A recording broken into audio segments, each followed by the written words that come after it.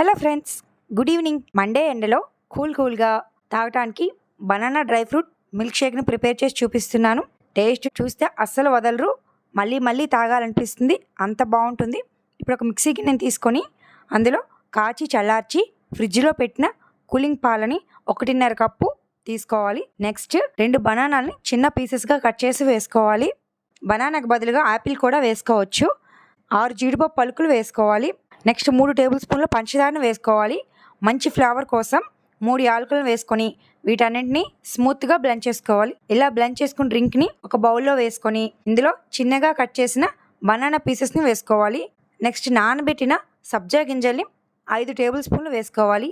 ఇలా వేసుకున్నాక మొత్తం ఒక స్పూన్తో మిక్స్ చేసుకొని సర్వింగ్ గ్లాస్లో వేసుకొని పైన టాపింగ్లో చిన్నగా తరిగిన బాదం పిస్తా పప్పులను వేసుకొని ఒక స్పూన్ నానబెట్టిన సబ్జా గింజలు వేసుకొని సర్వ్ చేసుకోవడమే. Bye bye.